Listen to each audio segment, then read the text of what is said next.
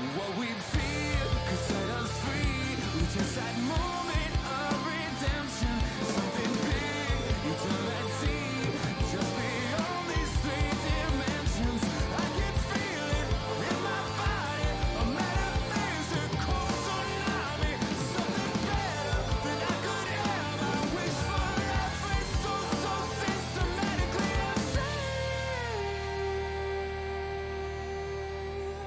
in your name. Welcome to the Missouri Freedom Initiative on this fine Saturday. This is the 23rd of March, 2024, by the way. Look at that national debt, gang. $34,593 billion. It's going to, pretty soon here, we'll see it tick up about 1 point something trillion because of Congress. So thank you, Congress. Kind of wondering where we're going to hit the 35 trillion mark. Hey, guys. Give us a 5x5 or give us the favorite gun caliber of yours in the comment section. Let us know you can hear us, whether you're listening on YouTube, Twitter, Twitch, Odysee, Rumble, any of the streams that we're on. Let us know you can hear us.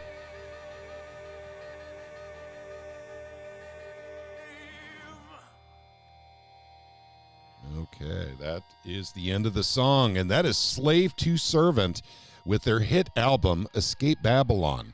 You can find it where any fine records and CDs and whatever are sold. I think they actually have this on record. That's why I said that. It wasn't meant to be funny. They are releasing a lot of their stuff on vinyl. Okay, gang, once again, the debt, $34,593 billion. Wow. So, yeah, it just keeps going up. And no one seems to notice. No one seems to care, just as George Carlin always said. And I'm talking about Congress. They're the ones who don't seem to notice and don't seem to care, but they're the ones, spending all the money. All right, gang. Well, now that we've seen the debt, let's bring up our panel for tonight. Tonight, we're going to start with Isaac in just a minute here, but I want to say hello to everyone joining us in the initiative and Gilded tonight. That'd be Gretchen Garrity, who runs the actual blog. That would be the blog, it's Right to Win Ozarks. And so she is with us tonight. We also, of course, have Isaac with us tonight. We have Voodoo Queen, we have Wonder Woman, and we have Shane joining us as well. And we're going to start tonight. By the way, this will probably be one of those hour and a half to 2 hour long shows, but we're going to start with Isaac tonight specifically. Isaac has been looking into basically tax use issues that we may be seeing in the ballot right here in the state of Missouri. And so he's got some information on that he wants to share with all of us. When he is done with his presentation, Gretchen and Retha have some information that they have just recently found, as recently as yesterday, that may interest you, that ties the lending agencies for public schools to the WEF. So we'll take a look at that. And then after that, we'll get into silver and gold talk and what happened with our knock and shock that was on the 11th of March, because actually there was a complaint that we were apparently using goldbacks to buy politicians. And so there was an investigation on the Missouri Freedom Initiative. So I'll let you know all about that. But let's go ahead and start with Isaac. Hey, Isaac, thank you for coming on tonight. Hey, Pat, thanks for having me. Can you hear me clear? Yep, I sure can. In fact, Awesome. I've got your screen front and center, too, so everyone can see what you're showing us. All right, very good. Well, to let everybody know what I'm going to talk about tonight, it's a little bit of a diversion from what I've been talking about in previous live streams. Today I'm going to talk. I had a family member send me a flyer that they had gotten handed out somewhere in the town they live in. They live over in Dent County, and the city was promoting a use tax that's going to be on the ballot in April. And I did some research, and there are several of these what are called use taxes that are going to be on your April 2nd ballot that really need to be voted down. Because not only is it just a tax, it's a very onerous tax that is extremely, almost impossible to comply with. So taxes that are almost impossible to comply with, I think, are some of the most evil taxes in and of themselves, just because of how you have to pay this tax. So I did some research on the area. This is from KY3. It's the ballot coming up. And the one that my family member sent me says, shall the county of Dent impose a local use tax at the same rate as the total local sales tax rate, currently 2.25%, provided that if the local sales tax rate is reduced or raised by voter approval, the local use tax shall also be reduced or raised by the same action. So, without knowing what a use tax is, this is a very confusing thing. And my personal opinion says, no on that. So, what are use taxes? And there are several of them that are coming through. And essentially, this is from the Show Me Institute. I found an article about that. Use taxes in Missouri are simply a sales tax on goods delivered to your home from out of state sellers. Local governments have been authorized to collect use taxes for a long time, predating the internet, but such taxes had not widely been adopted until the past couple of years. So if anybody remembers back in the good old days of Amazon, back whenever you used to buy something online 10, 12 years ago, you never paid sales tax because it was from an out-of-state seller.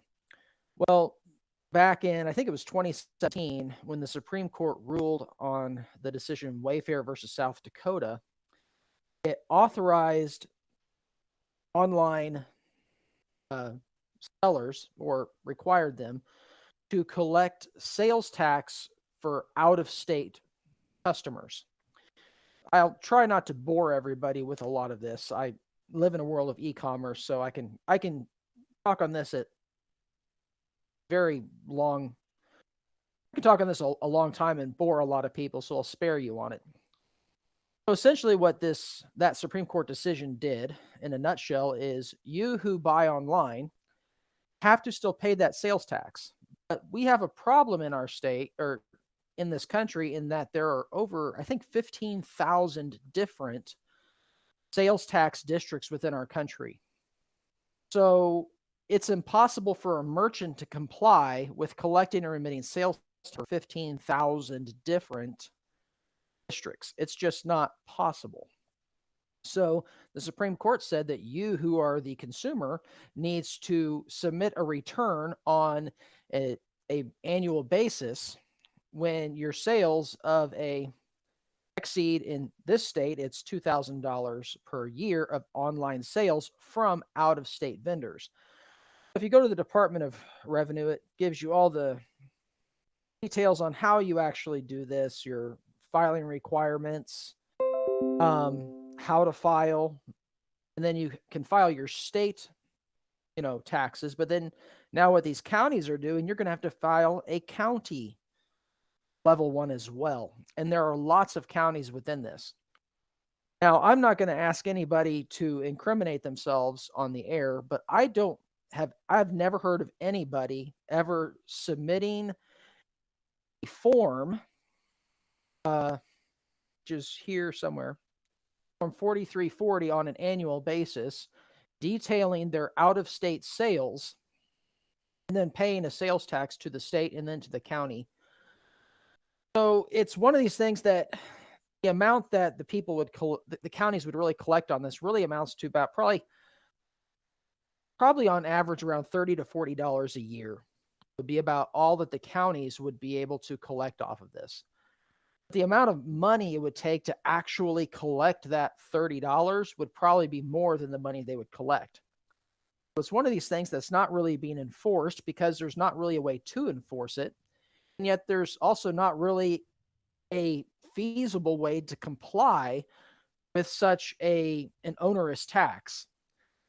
And I had a letter here, but I can't get it to show up on my screen. It was pretty much a letter that was sent out to everybody in this area that talked about, how the cities are victimized by online merchants because we don't get to collect enough sales tax, and it's not fair to us because we don't get the money, and we really need this, for the kids, obviously. But so, there are several counties and cities that have this on here. This article here from the Show Me Institute ones they had listed were Pleasant Hill, Centralia, Hallsville, Pool Valley, Raymore, Northwoods, Velda City, and those are just some of the towns. It's really a town by town basis that these things go on, and county by county. So it's very onerous of a bill, and it doesn't make much sense when you look at it if you don't know what it is. So, how many people buy online? And that answer is a great number of them. How many people spend more than $2,000 a year online? That is a good number of them. So, how many people out there owe taxes that they don't realize they need to pay? And how many years has it been that they are delinquent on those said taxes? And what could potentially be the penalties and interest on a $30 tax for, say, 7 years?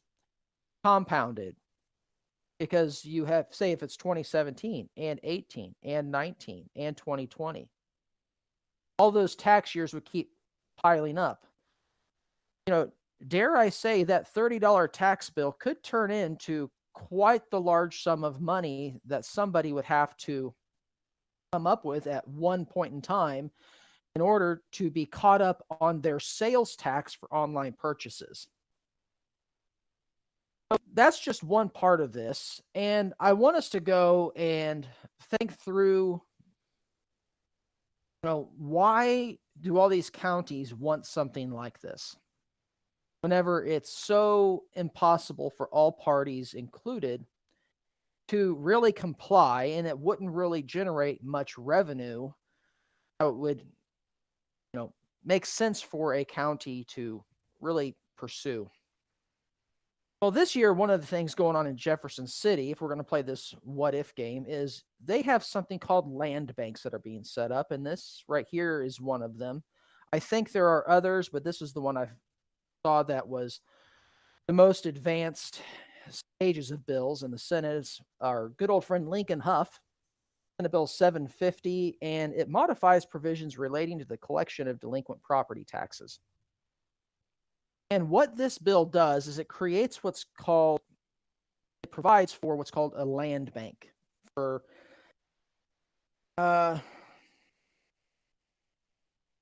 so I'm trying to see, lost the spot where it was. Essentially, any municipality that has over 1,500 people can create what's called a land bank. So, what is a land bank? And I found this paper here from the Center for Community Progress. They explain in detail what a land banks are. It says land banks across the country are often created to replace an antiquated system of tax foreclosures and property disposition. Land banks replace those liquidation-based systems generally comprised of the sale of a tax lien. So essentially, when you have a land bank established in a county, when you would have an abandoned property or a piece of property that is delinquent on taxes, it would be taken and auctioned off to the highest bidder. What a land bank does is you can find a lot of stuff online about them that talk about how good they are, because it's a way to take all these neglected properties and do the best for the community with them by giving them to the person who's going to do the best for the community, as opposed to who's going to pay the property tax or pay the highest bid. So part of this bill, right here, it says the act requires any county establishing a land bank agency to appoint members to a board of directors as described in the act. So your county officials or city officials in some instances would be able to appoint a specific board of people that they deem fit. And it allows, people to, as your county collector, to, essentially, oh, you are in violation of this property thing over here. You can't bid on this property. Oh, you're guilty of this over here because you have this tax issue here. And they can pick and choose who they want to serve on this board. And then they can exclude bidders regardless of whether the person has the money to pay the property tax for the betterment of the community. So How many people know small towns and how difficult it is with, to get rid of corruption on a small town local level, small counties? What we're seeing here are taxes that are going to be voted on all across the state in various towns and counties that could very easily create a situation where an overwhelming amount of people have a tax bill that they could not pay. And that if this land bank bill goes through, what would it create? It would create the counties who are now victims of you not paying sales tax you didn't realize that you owed in the first place. They were then allowed to slap a lot of penalties and interest to where you couldn't pay them, and they could put a tax lien on your home. Now, instead of being able to have highest bidder get your home back for you once you had it put inside of a land bank, only certified people to bid on your home could actually do that. And those people are handpicked by the very people that put the tax lien on your home to begin with.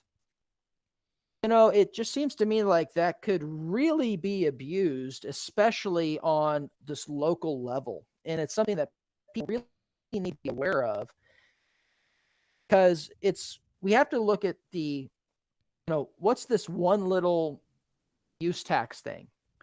Well, it's not much unless there's other things like SB 750, which would give a whole lot of power to the people who want those use taxes, that could then funnel a lot of property into, friends of politicians for their own,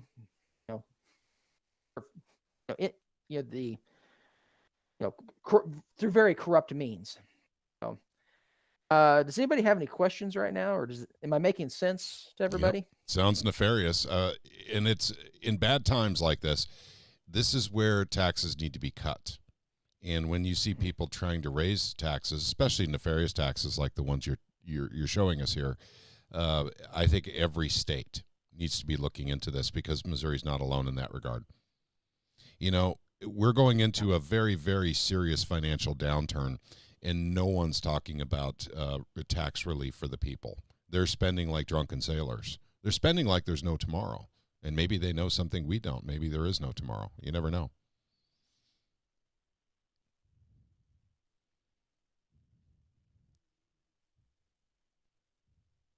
So that's the only thing I could think of right off the bat, but it is disturbing, to say the least, especially when it comes to, collecting, the taxes.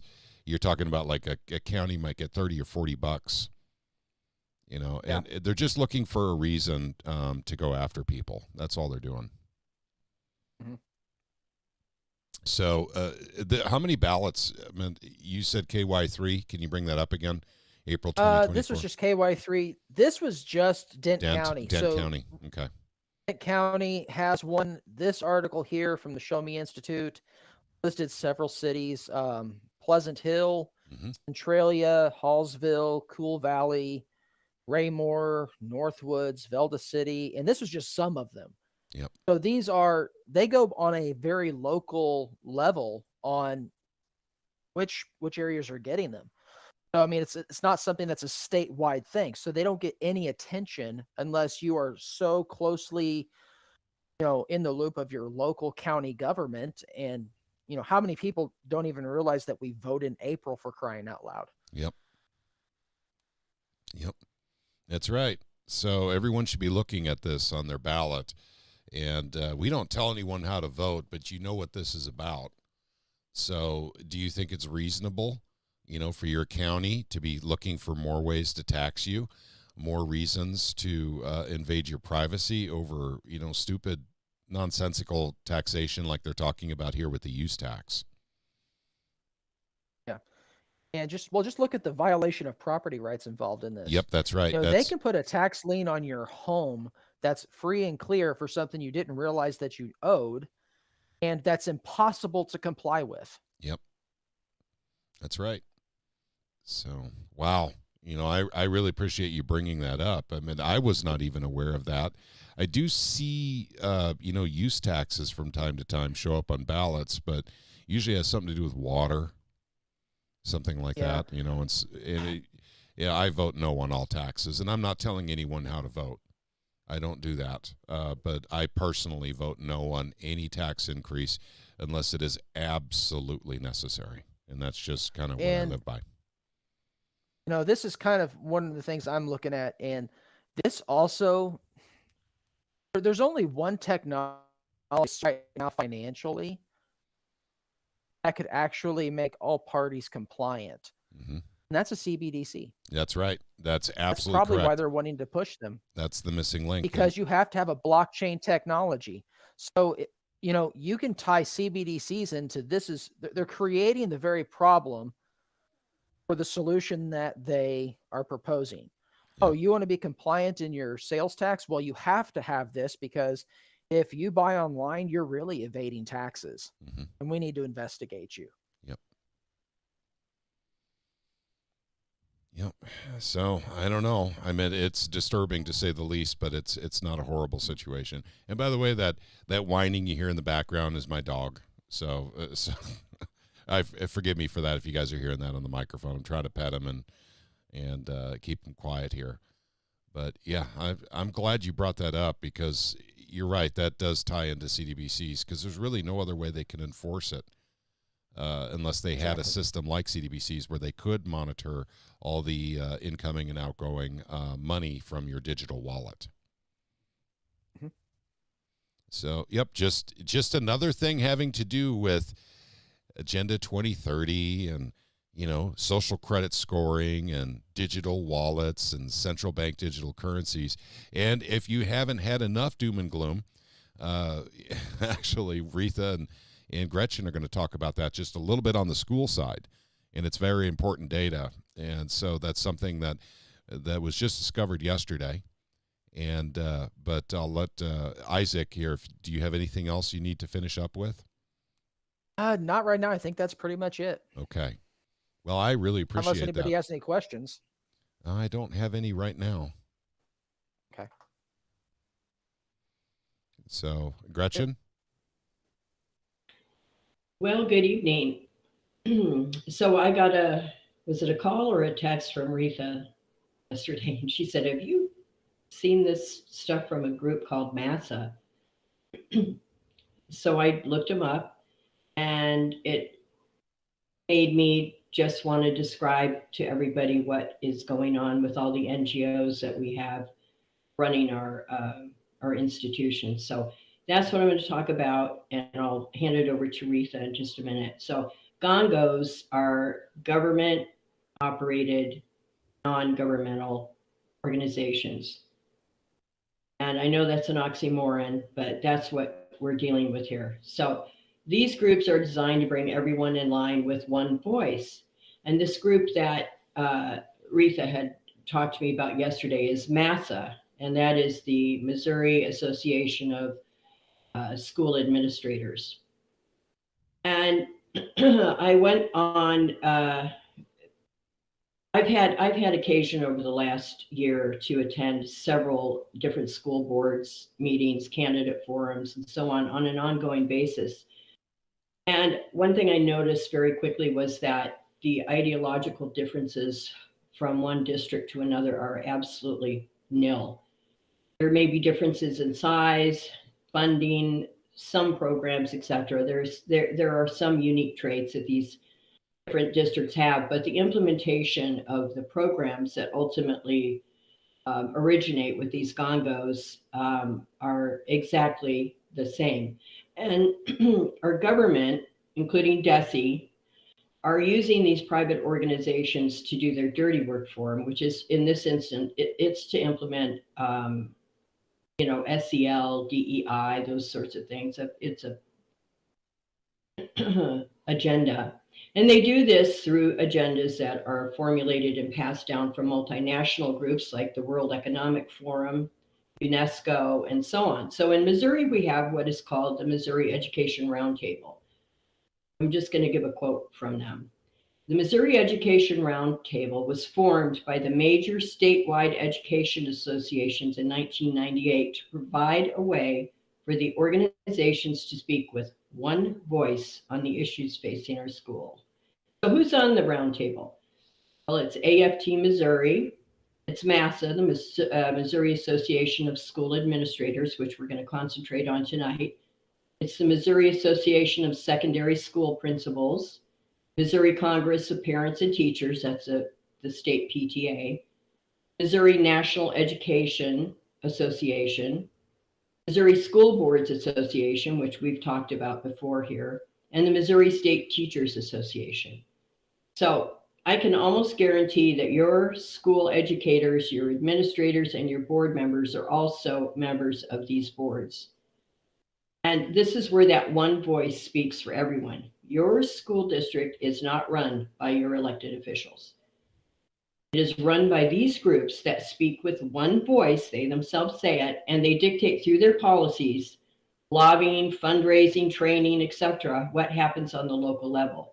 So this is why your school is implementing without objection, excuse me, all those deadly policies and agendas like SEL, social emotional learning, diversity, equity, inclusion, critical theory, trauma-based education, the huge emphasis on mental health, which by the way is a billion-dollar industry for parasitic companies that have wormed their way into the schools.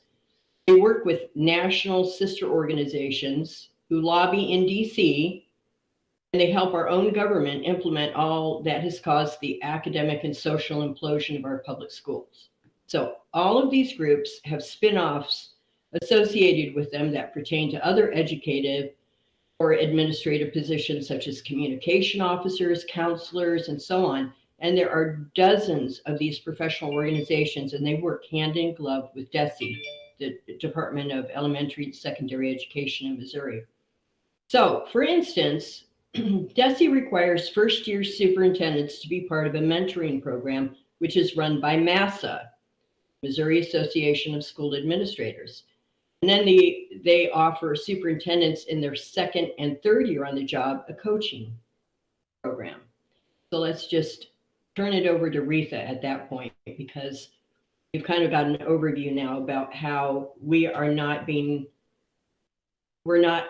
don't have local control. Okay, everything is controlled from top down, starting at World Economic Forum and filtering all the way down through these national, then state and local organizations that all have one voice. Okay, Retha? Are you with us, Retha? Yes, I am. Sorry, I had my Okay. boom up. Okay, gotcha. No problem. Okay, I'm gonna go do a quick overview here, and then you have the documents I sent you, right? Yep, to I be sure able to do. I've been screens? flashing them on the screen while Gretchen was talking. So if you need a Okay. specific one shown, you just let me know. Okay, well, I'm gonna do a quick overview because then everything that'll be shown is gonna make a lot more sense to you. Okay, like Gretchen had spoke about, the Missouri Association of School Administrators is the string puller of your superintendents, okay? And they are closely tied to the Missouri State Board Association. So the organization, that MASSA organization, lobbies for every tax dollar and lobbies against any tax cuts, much the same as the MSBA. And also, they are affiliated with lenders such as Raymond James and Stifel. I like Stifle better. Sorry, Gretchen. It just fits better. Okay. They're stifling money. What do you say? It's Stifle or? I think it's Stiefel, but I'm okay with Stifle. Yeah, doesn't it fit better? Well, okay. Anyway, and I actually put up their communication planning workshop. That's that one that has like a lot of words and a lot of different posts. It's the MASSA page. Do you see that, Patrick? Hang on. No, I don't have one listed the way you say it. I have Massa Spotlight, February 2018. Stifle That and could be it. Okay. Could be it. Okay. That's the one on there. Shows Oh, the it's credit card. towards the bottom. Yeah, the workshop part is towards the bottom. Okay. And so probably There you go. post it and then blow it up. Okay. We work for you. Massa's president report. Yeah, I'm not seeing it up here, so. But towards the bottom of that page, that they help schools to prepare how to address the community for more bond funds for projects. How to get And they more also money. have free workshops for them. Yeah. So, but well, again, Stifle and Raymond James are affiliated with them. So, of course, it's in the best interest that these bonds pass, and they're going to help them do it and give them ideas to do it. And then if you ever go on, actually, do you have the Stifles? Do you see the Stifle affiliation with the WEF? Yes, I posted did right show on top that. of it? Yep. Okay. So hang on. And I'm going to put that on the screen again so everyone can kind of see here what Retha's talking about. This is a screenshot from the World Economic Forum with Stifle Financial listed as one of their partners. okay. Stifle, by the and way, has their world headquarters in St. Louis. Oh, that's lovely. That sounds like Right. Dean Plocker territory to me. And they have a regional office in Springfield too. then Raymond James, which I don't have the posting for them, but if you go to their website, they really are very proud of their woke inclusiveness, on their page. But of course. So you really have to stop and think, because I always hear this trust, from the ones that, when these bonds come up, well, I trust the administration and the board members to make good choices. And what we're trying to get across is these very people, the community trusts, are led or misled by these organizations that our educators trust. Okay. It's not these people. It's, again, the string pullers. Right. These are multinationals that loan money to school districts, keep school districts, aka the taxpayers, in bond debt for decade after decade after decade, while they make millions of dollars off of us in interest payments. Yeah, what do you call them? Predatory lenders? I mean, I would say they're predatory lenders because they know that they can loan schools all kinds of money, and if something bad happens, the taxpayer is on the hook for it. They're never going to lose their payoff. They're never going to lose their $8 million in interest, for instance, with Clever. Yep. So they don't have our community, our parents, our children's best interest at heart, And so it's not the people that you see that you're dropping your children off to, it's the ones that are controlling them. Those are the ones that we don't trust. Okay. Right. And Retha, explain how they, with the superintendent situation, how that connection that you found. Oh, okay. Pat, go ahead and pull up the pictures of the superintendents getting their awards. Okay, please. give me a moment and I will get that done. We're going to start with Breeden. So this is for Clever, the Clever School District. So this is Superintendent Breeden. And so there we go. We got that one up.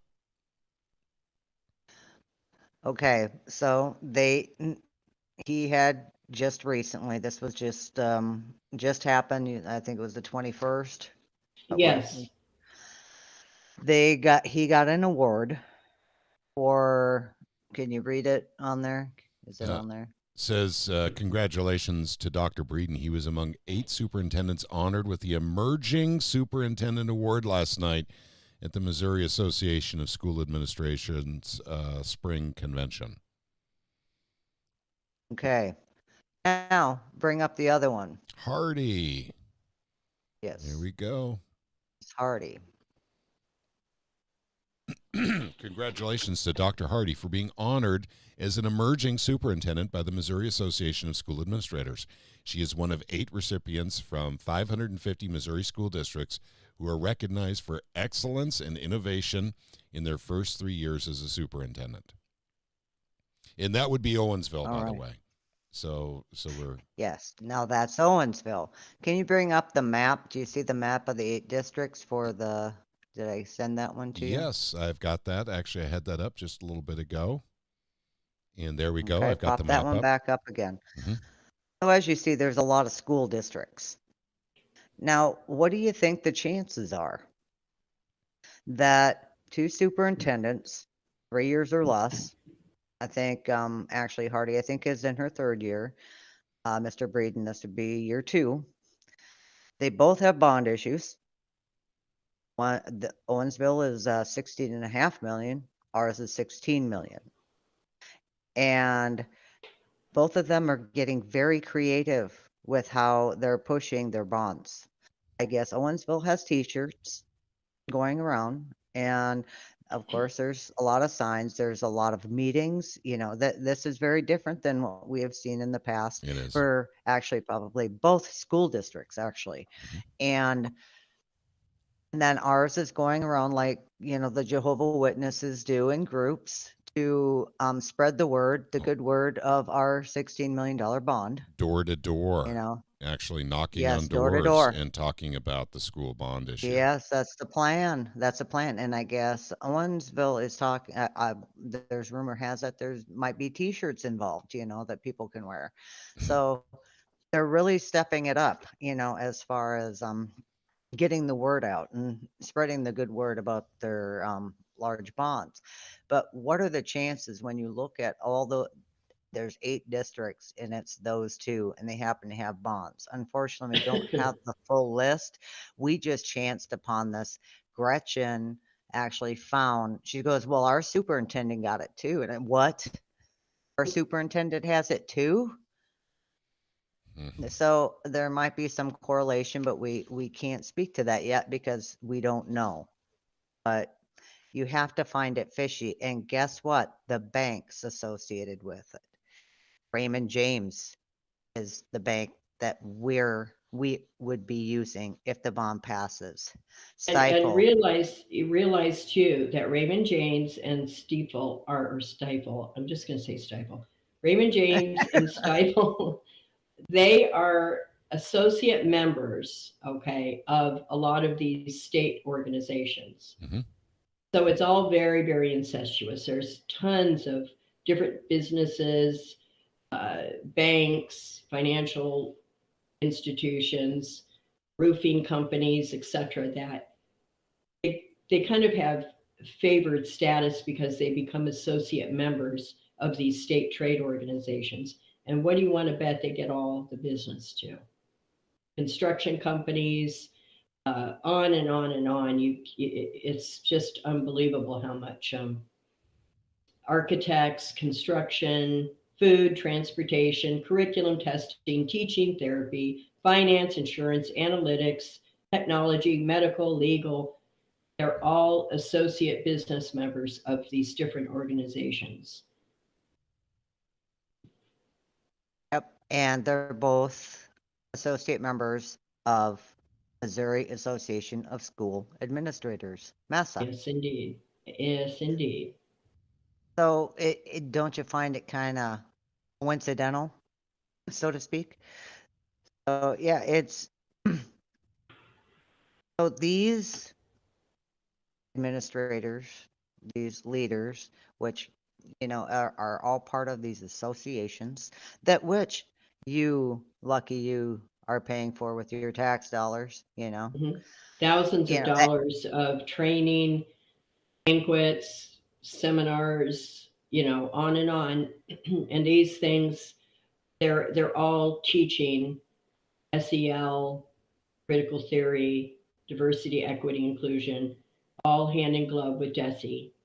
So we're being just absolutely transformed, and we're paying for it. yeah, we're paying for our own demise. And these are the ones that are Absolutely. lobbying up at Jeff City. These are the ones when you go to testify and try to get a tax removed or reduced, they're there to fight tooth and nail for it. And a lot of things don't even make it into committee because I think phone calls are being made or, visits are being made in offices. And all of a sudden, oh, well, it's no longer on the calendar, That's right. And That's right. And all of these trade organizations that we're talking about of the Missouri Roundtable, they all have lobbying arms up in Jeff City, and they lobby hard. And the citizen, it comes way down on the ladder of importance to our legislators. yeah, on that main Massa page that you saw there, they actually talk about that. And they lobby actually, say a teacher has an issue in a school district and they're not being heard. They can't get to their board members. And you think I'm exaggerating. No, this does happen. They can't even get to speak to the board members. And they're having a problem with administration. And Massa is against them being able to get outside help, Yes, they outside, are. outside consultation for these teachers if they are having a problem. And the thing is these teachers unions, they aren't helping them either. Because guess what happens if they get the teachers union involved and they have to go to They get in bat? trouble. They get in trouble if they get the unions involved. And so what happens? Well, say they win their case. Well, guess what? They're not hireable. They can't work for public school ever again. They're not going to get rehired anywhere else. So it's like, well, why do you have a union? How are they protecting you? Yeah, so there's a lot of these associations and affiliations and unions that are lobbying. They aren't helping. They're certainly not helping education. It seems to be getting far worse. So it's about, these organizations are all about the money and control, getting more money from the taxpayer and more control in your community. They want your It's children, says insane. Jill King, by the way. Yep. They absolutely want them. And Massa, along with MSBA and a lot of all these other organizations, are all for bringing on very early childhood education as well, and making it mandatory. By the way, mandatory, and even childcare. And they don't even hide the fact that they want both parents in the workforce. They actually talk about it, getting mom back in the workforce and getting the little kids, the little tiny kids, into early childhood education so that they can then, at year 12 or 13 or whatever of education, they can get those worker bees out into the community. I mean, it's that crass. That was one of the things they had on the supply chain task force recommendations list. Yep. Absolutely. And they've been pushing it. DESE's been pushing it at least since 2019, if not earlier. And of course, it all comes down from World Economic Forum, UNESCO. UNESCO doesn't, I mean, the whole thing is just so evil that, and it's just completely, it's not like the wolves are at the door. No, they're in the house sitting at the kitchen table, and our kids are being served up to them at this very moment. Sure. Yep. And, these schools are increasing in the bread and circuses, and the ever increasing cost, time, and resources in that. And Clever has a performing arts center, and we have the worst test scores in the county. and along with the highest property taxes. And here, you know, Owensville wants wants the performing arts center. It's like, well, it's not working out so well for us, but Hey, I've got a couple of Do you? questions, if you guys don't mind. There's some people confused in the chat, and that's probably because they haven't seen earlier videos. So let me start with some basic stuff here. David Rice is asking, who is Raymond James? that is a lender. That is a bank lender And a that Clever School does District bond. is the one we personally know they are serving, but they probably serve many school districts, not just in Missouri, but all over the country. So that's who Yes, Raymond again- James. Go ahead. Again, they are associate members of a lot of these groups. MASA, the one that we're concentrating on tonight, the school administrators. And so is it surprising that, oh, I've got a cat, sorry. Is it surprising? Is it surprising that they get a lot of the lion's share of the business of loaning money that is, you know, probably not needed by the school or certainly not needed by the community, and they're lending money and again making millions and millions of dollars in interest off of the backs of taxpayers in order to, you know, give performing arts center or field houses or whatever it is that they, you know, whatever bread or circus that they want to give everybody. And while the scores are stagnant or even getting worse, how can, you know, they shift the focus off of the fact that 40% of kids that graduate out of school are poor readers, you know? It's unbelievable. Okay, there's another question. What exactly is Stifle? Stifle is also, it's a multinational financial organization, and it's multinational. And they're associated, they are a partner with the World Economic Forum. And like I said, they have their headquarters in St. Louis, and they have a Springfield regional office. And they very much want to loan K through 12. I think there's a thing where they say they specialize in, or or one of the best companies that loan bond, or, you know, that provide bonds to K through 12 school districts. yeah, both of They're those they're parasitic. they're both these are the banks that the schools use for taking care of the bonds. So, and then let's see. Julie wants to know who hires the DESE commissioner. And I think that's a gubernatorial appointee. Yes, that's an appointment. Yep, because that's underneath the executive branch of the Missouri government. So it's just like the president of the United States has, you know, the Department of Education is a cabinet level position, so the president just picks somebody. They have to be gone through and vetted, I think, but they have a year to do it or something like that, so they can work in that position for a year, oftentimes before they're kicked out. And let's see, David Rice says, associate members that force these organizations to tell school boards and superintendents to go into debt so they can make money, and they have tricked taxpayers into paying for these organizations. That is absolutely correct, David. That's exactly what's going on. So it's a money game. Now, what we're talking about now, and I'm going to take the driver's seat for about a minute, is infrastructure, basically having to do with Agenda 2030. It's happening in your states, folks. It's not happening at the federal government level. It's at your state level.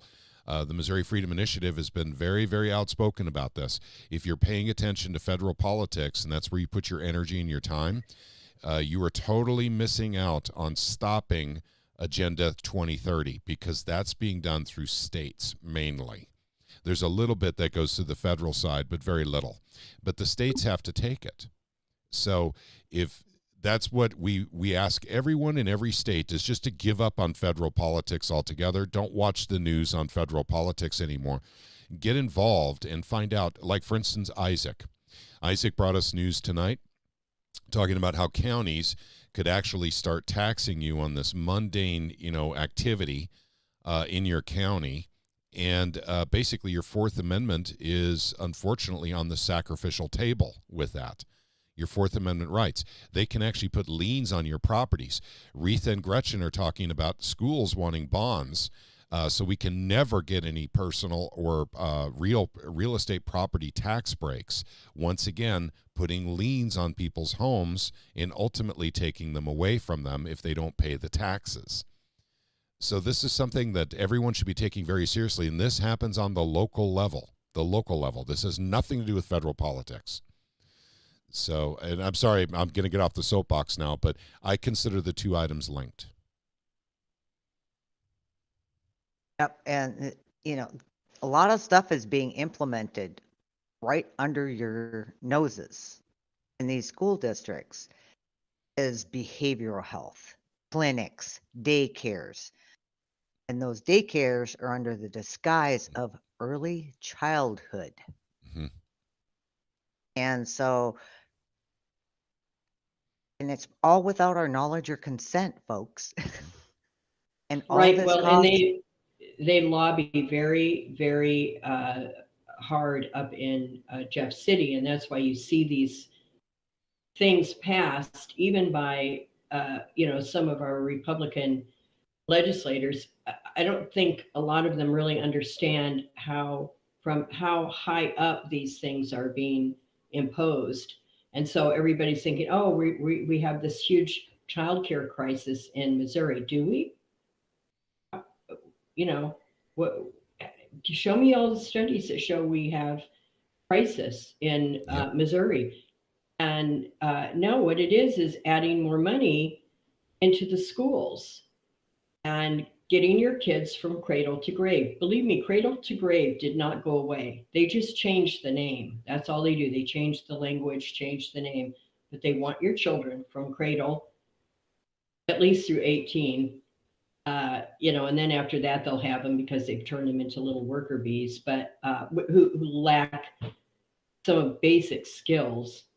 And if I would suggest, if you know any professors over at Ozark Technical College, just ask them what incoming freshmen are like and where their competency levels are at as far as the simplest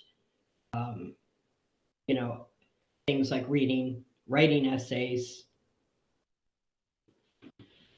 The truthful ones will tell you. Absolutely. It's really poor. It's a very important Yeah, point, and then- too, is the performance levels.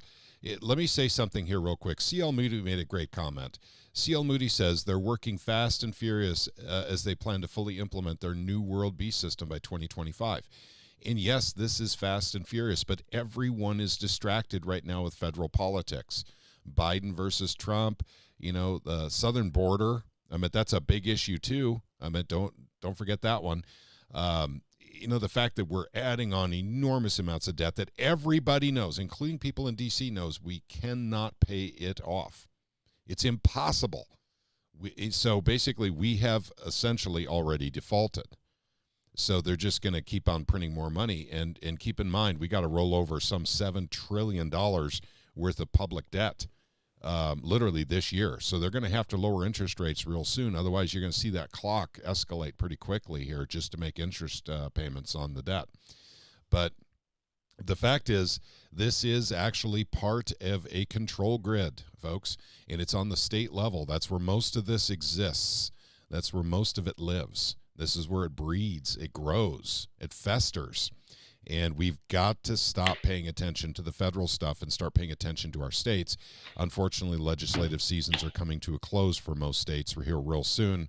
But at any rate, I mean, it is what it is. It's happening at the state level. So how many states, I wonder, I'm wondering out loud, how many states have passed legislation that is very, very pro central bank digital currency or Agenda 2030 or green or tax increases that people don't even understand?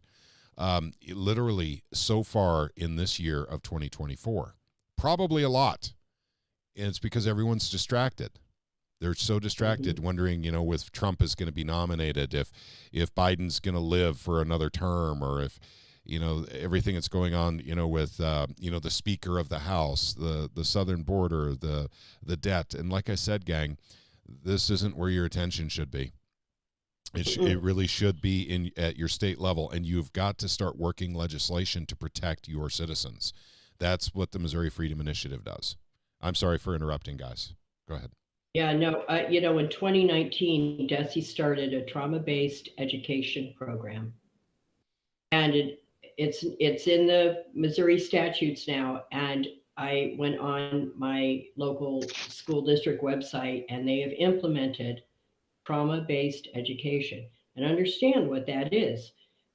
That is basically saying that your children need to be educated from a point of their trauma, that all children are traumatized to some extent, and that therefore there needs to be an educational focus that includes their feelings all the time. This is now on the local level. It's in Clever. I'm pretty sure it's in Ozark. I don't know about a couple of the other ones, but I'm assuming that, and this trauma-based stuff implements SEL, social emotional learning, it implements diversity, equity, inclusion. It indoctrinates children, prevents them from learning to think for themselves. It tells them to not trust themselves, but to trust what someone is telling them. And it's extremely dangerous. And as we can see, the implementation of all these things has been going on for quite some time. The scores, children's scores are going down while their anxiety levels are going up. And yet they want to do more and more mental health therapy. I mean, Nix's schools at their latest candidate forum was just talking about adding psychologists on campus for teachers. Okay, so this isn't just for kids. They're indoctrinating, doing this to teachers. They're doing it to all these people who are members of these state organizations that we were talking about, MASA and everything else. They have all kinds of programs. If you just pick one, MASA, MSBA, and go and look at their websites and just pick around on them, and you'll see how they are trying to implement wellness programs, mental health programs, therapy programs for adults, let alone kids. So we're at, the generation number 2 here with this stuff, where you have trouble getting along in life because you're focused on feelings all the time. Yep. Actually, these teachers. Let me ask you something here real quick. Maria 28 is asking you, Gretchen, trauma-based education. I've never heard of that before. Could you explain that a little bit?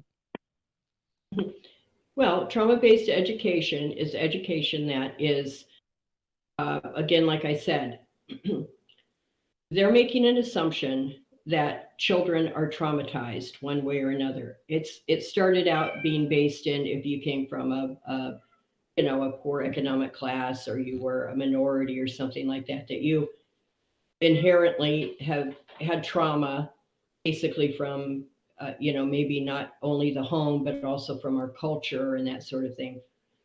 And then it moves into, maybe you have trauma if you're having, if you're LGBTQ or, anything like that. So it's all based upon a child's sense of their feelings.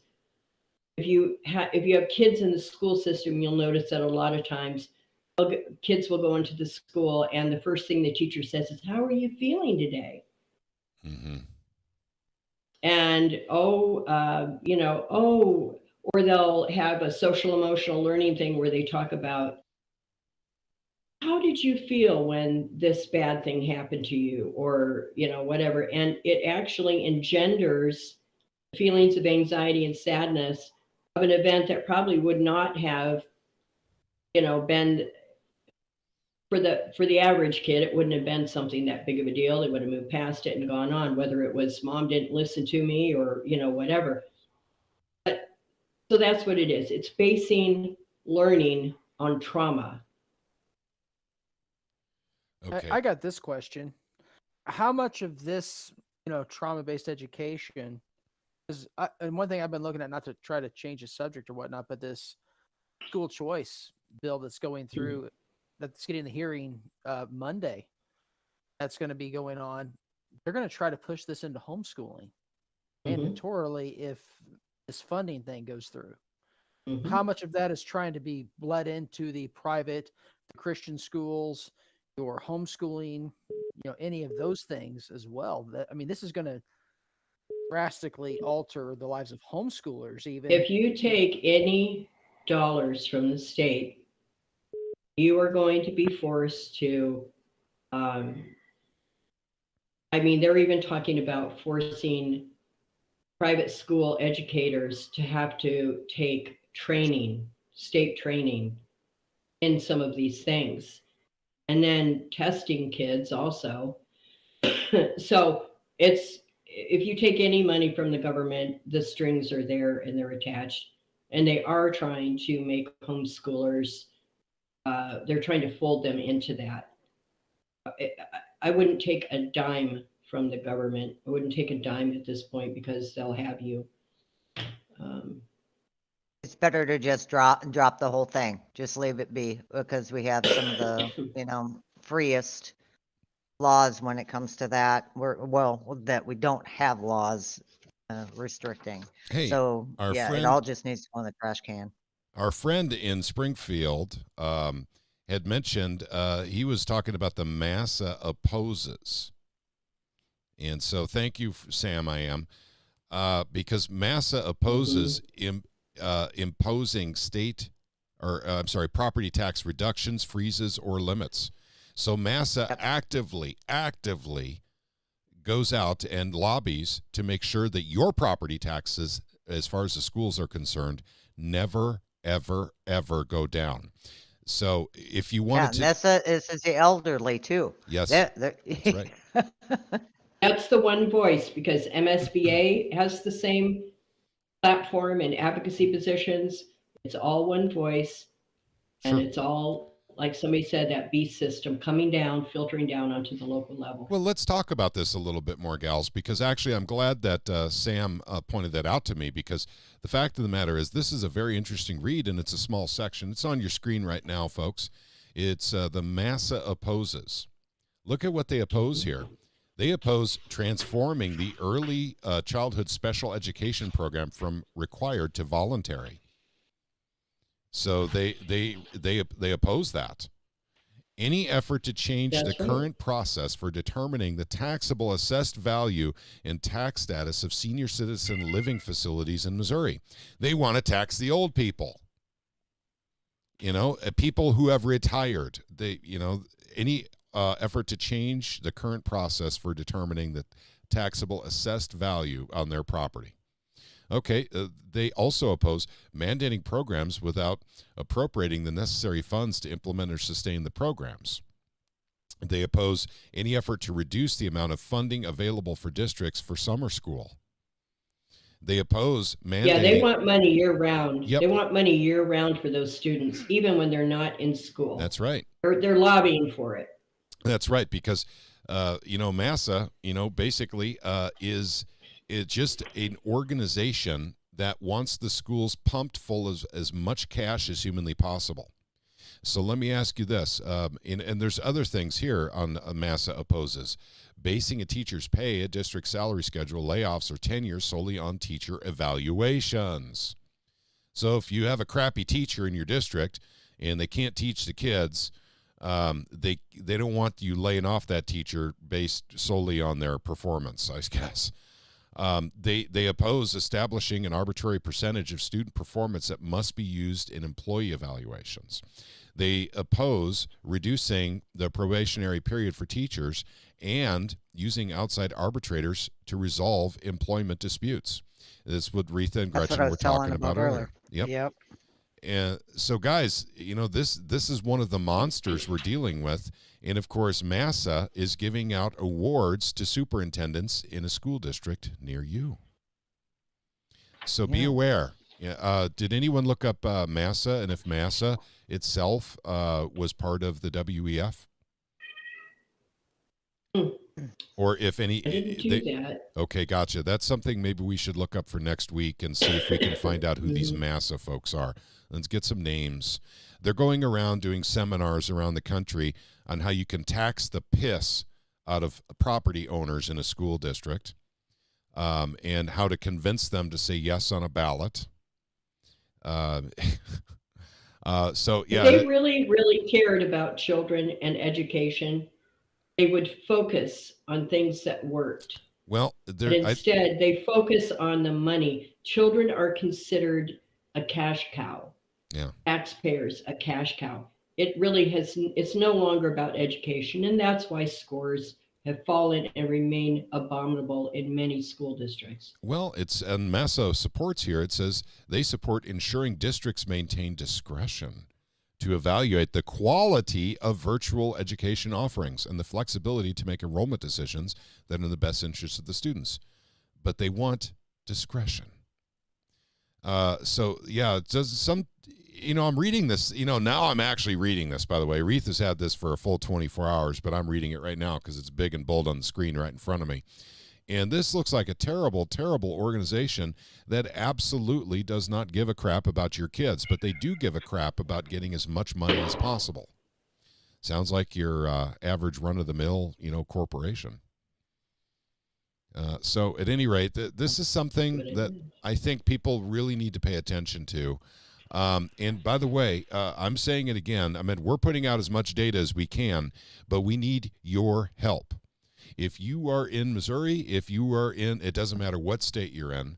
I put out a video short on YouTube literally just yesterday. And that one's literally to inform people that a no tax increase bond issue is in fact a very deceptive practice. It's a lie on the ballot. Please spread that, folks. It's just on YouTube. Now, I do believe it's on TikTok now. So hopefully it spreads there too. Mhm. We don't like to tell people how to vote, even when we know how we're going to vote and we talk about how we're going to vote, but we don't tell other people how to vote. We'll leave that to the Democrats. They like to tell people how to vote all the Another time. bit of language another bit of language you need to watch out for, and it's on a lot of the ballots, folks. When they say estimated to remain unchanged, even if they say, oh, we're asking for a 50-cent increase in, say, our operations for the Yep. school.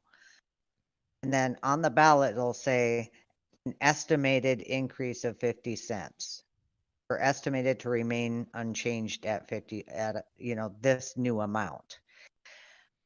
Herman School District in Gasconade R1, this was back in 2017. That 50-cent increase ended up being 57 cents. So this is also can be on your bonds as well. And I like I said, I'm seeing it a lot. And when they say estimated to remain unchanged, that gives them a legal loophole. See, they're not getting the revenue that is expected on these bonds, to pay them back. Mhm. Then what they will do, then they have that latitude because of this legal language loophole to increase the levy. Say you're paying the levy to the school is $350. Well, now they can change it to $375, just as an example, to help pay back that debt. So be very careful with that estimated Retha, language. you're right about that. You're right. I actually am going to put out another YouTube short talking about the very language Retha's discussing right now. We need to get that out as well, because those school districts that are smart enough to know that people in their district have figured out that a no tax increase bond issue is actually in fact a lie on the ballot, are moving to that language. So thank you, Retha, for pointing that out. Go ahead. Or they actually, ours actually has both, but anyway. Mhm. I said no tax increase and estimated to remain unchanged. Mhm. And So, yeah, we I do gotta- want to, oh, I'm sorry, but I do want to just say one thing. A lot of our educators are actually, they're good people, they're fine people. They're just professionals. They join these professional trade organizations. And I don't think they realize just how deep the indoctrination is, right? Because it looks like it's, professional training they're getting. It's, awards, it's seminars, it's consulting. There's there's a lot of resources that are given to people who join these trade organizations. It's Yep. social too. It's a social thing. So all your friends in the teaching, cohort are joining, and they, you pal around with other superintendents, school board members, MSBA and stuff. So you're not actively aware of how this indoctrination comes down, and you have to be. So you have to give them a little understanding about it. But I think our job is we need to educate people that we know that are in these trade organizations to show just what is being done to harm the kids. Yep, good point, Because Gretchen. they're entrusting. They're entrusting Mhm. them. They're thinking, oh, well, they know best. Just like the community thinks our, administrators know best. Well, again, who's pulling their strings? Who's navigating them in their decisions? Sure. Who they think knows best, right? But they're not seeing that, well, they really don't have the best interest of our school, of our children, of our community. They don't see it. They're just in that box of belief, just like, community can be in that box of belief that, well, they wouldn't do anything to hurt our community or put our kids in danger. And But they are, people but think, they don't realize that they're doing it. For instance, when you talk about these bonds, because every time you get a bond, that's 20 years of debt. So the children that are in school now, by the time that bond is paid off, those students will have grown up, and if they stayed within the community and bought a house, they're still paying for that bond. And then they just roll it over again Sure. and again and again. They don't live within their means. They don't save. Retha had a great idea in that guest post that she did. How can we stop this? How bond issue where we're paying millions of dollars in interest to these predatory lenders like Stifel and Raymond James? Yep. Tell them, Retha. there is nothing that I have found, and I know darn well that schools can do this. They have what's called a capital projects account. Well, this capital projects account is kind of like their savings spending account. They can save money, any extra revenue that they get, they can actually move that over to that account and use it when needed.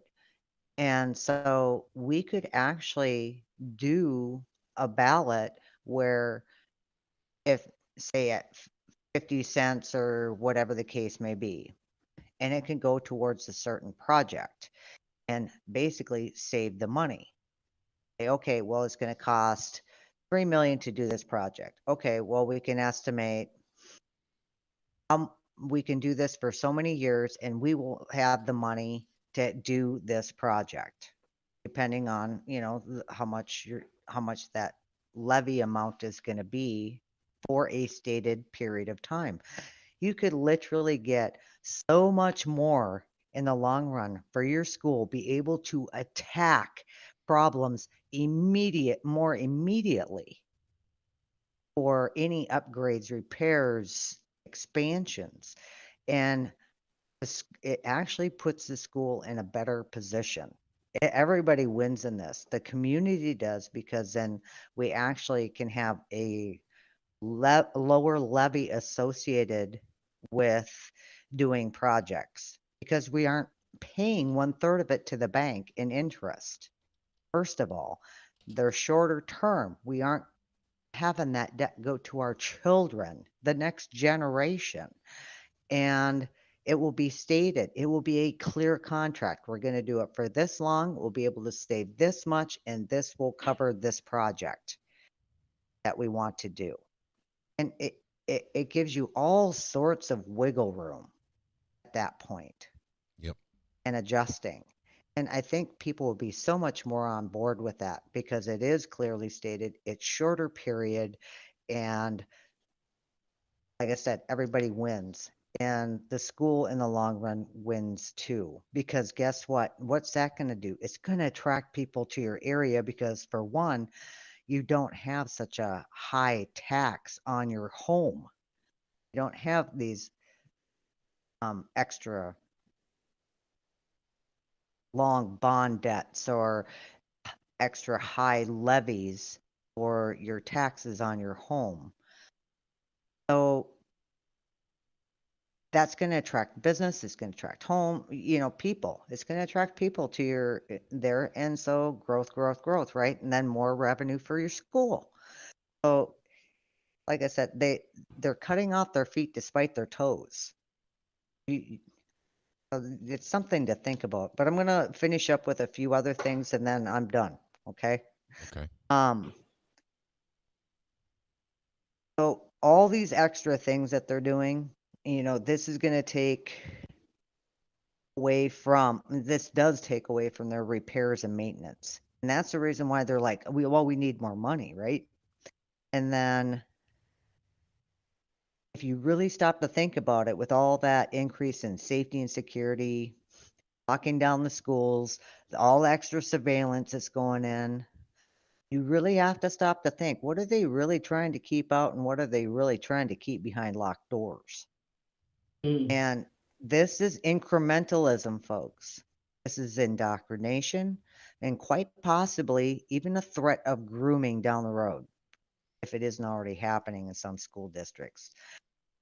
These schools have the community's children feeding them, educating them emotionally with behavioral health services contracts, and a lot of them are putting in clinics. So it really stopped to think about this. Who becomes a parent? Who becomes these kids' God?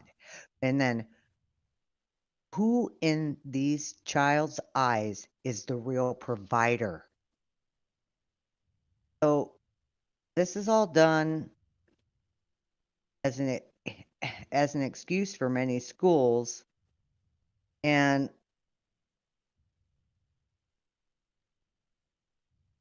it's so far from the truth what they try to create an illusion of growth. It's growth in services. Yep. When the student population is actually decreased, but they're implementing all this right under your nose, and you're like, oh, well, I'm a small rural district. It isn't happening here. Well, it's happening in ours. Mm-hmm. It looks like they're taking a play out of the Nazi playbook and creating the Hitler Youth Program, but they're calling it Missouri public school system. Yeah. It's also the Red Guard with Mao. The Red Guard was the school kids. So that's exactly what's being done. People don't, because it's American style, they're not really seeing it.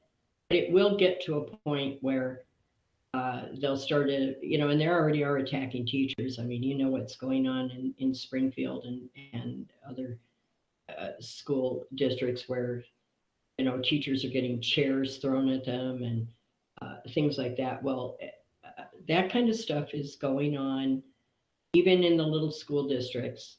It's all hidden, it's kept under wraps. But that's another reason why they're really wanting to get more mental health in there. Realize it's $1 billion industry. It's mental and health growing. Stuff. Billion and growing. And just like the pharmaceutical industry, they don't want a cure. They want patience forever and ever. Amen. That's right. I agree with you, Gretchen. And this is really powerful stuff, gang. And I know that some of this information, you think, well, it just applies to Clever. It just applies to Owensville. You'd be surprised. This information applies to most school districts. But we're getting really, really close to April 2nd now. And people ask all the time, well, what should I do? And I don't like to tell people how to vote. I've always been that way my whole life. I will definitely debate my point of view, but you're hearing the infrastructure being put in for taxation, for total control of the school systems, and it's like your school board is an RC car, and the remote control is some corporation out in D.C. And, you got to understand that this isn't, nothing is what it seems with the education system. MASA, I didn't even know anything about until recently. Certainly the lenders that are lending to schools being partnered with the WEF, prominently displayed on the partner page on the WEF website, is something people should be looking into. And if your lender is not there, look who owns them, and then look up the name of that company and see if they're partnered with the WEF. This is really easy to look up, gang. But the fact is, this is why so many people are taking their kids out of the public schools. This is why you have a deficit of average daily attendance in public schools. Parents are sick and tired of this, the ones that are looking this stuff up. But of course, we can't even put this information on Facebook. And it's not because Facebook is taking it down. It's because the people that have the groups, like the Neighborhood of Clever. Yes, you heard it right. Here, Neighborhood of Clever. They don't, the schools can put all they want on that Facebook group. But if we who come in with DESE data want to come in and talk to the schools about their debt, suddenly we're taken off. And our whatever we posted is taken off. We can't post videos like we did in 2021 when Retha and I went after them for the last bond for the clubhouse. So it's getting tougher and tougher to fight this kind of thing because, once again, people are indoctrinated. But the fact is, I don't tell people how to vote, but people really need to seriously consider whether or not the school district that you're in really needs that bond. If they really, really need it. Is their school falling apart, or does it just need some repair? That's basically what it comes down to. Take for Owensville. That's 80% bread and circus for sure. Right. Clever, at least 40%. Yep. Is bread and circus. Mm-hmm. And so when you start to look at that and go, wait a minute, we're going to pay all this interest and have all this debt for, bread and circus, and we have an academic problem. What's the price? We're paying quite a high price for a pretty crappy product right now in education. And people, you need to go and, you got to have the right board members in there. And the thing is, the board members have the control of saying, well, we don't want to be associated with, the Missouri board. We don't want to be associated with MASA. We don't want to be associated with the principals unions. We don't want these associations influencing our school. There is other organizations out there that are either free or whatever, or they're not intrusive. And you can even get legal help, so that's the reason why it's all these little presents that they give them is what's enticing, but it's your tax dollars that pay for it. Mm-hmm. So Patrick. And now they're trying to take away your control of your school districts. Yep. Hang on one second, Retha. Sam, go ahead, buddy. Yeah, I just wanted to make a comment because, and that had to do with one source that I talked to here, and for the sake of being on the stream, I won't go into who the source was, but I'll just say a reliable source, one that I know that I can trust, made the statement that one of our school board members said that we don't need academics when we have sports. That's right. That's right. You don't need good grades anymore, gang. As long as you have a really good sports team and everyone enjoys watching them play, it's worth, going into debt for 20 years with billions, across the country, multiple billions, because that's really what's important is the bread and circuses, right?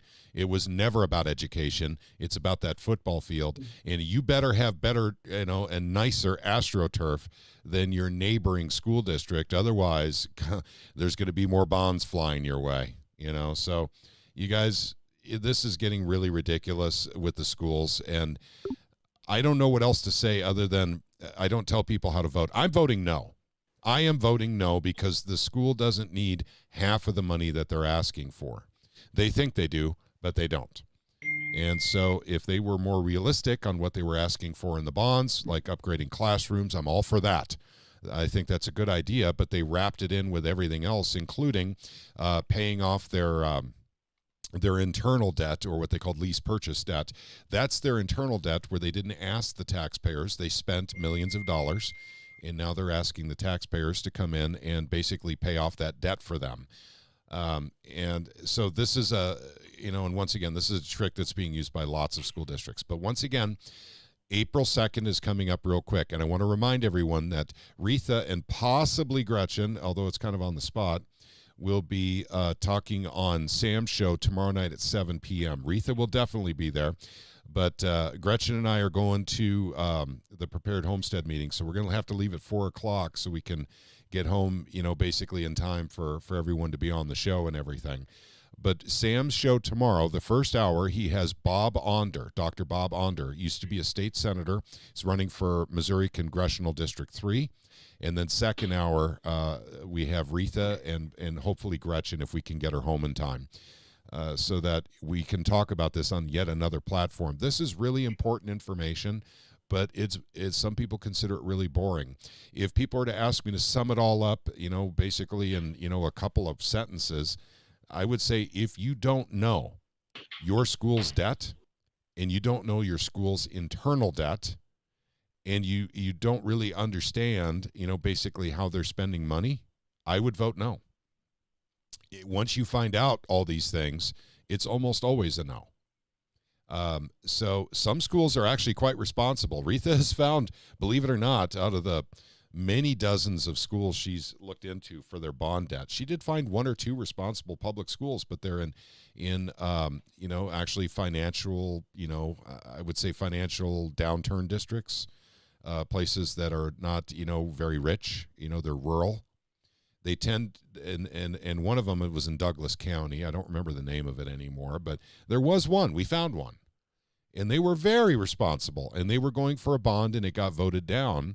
And they were actually asking for a reasonable bond, basically for. Well, it wasn't a bond. It was an increase in the for levy. operation. That's right.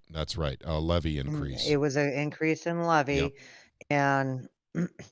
and it was you could understand that school's struggle because I could again I looked at their history and how much revenue that they were getting. I'm like, you know what? Yeah, that school district, I could see them needing it. Yep.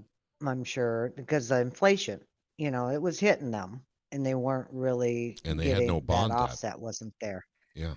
Yeah, they didn't have any bond debt. So- They had some lease purchase debt, but it wasn't much. It was for Yep. some buses and Yep. stuff like that. But So there are some responsible school districts out there, but we're going to hit this real hard here on Sam's show. And then, of course, next week we'll hit it really hard because that's right before the April ballot. So we're going to keep informing people with anything we find. I'll put out some more shorts that cover language that we're seeing on the ballots.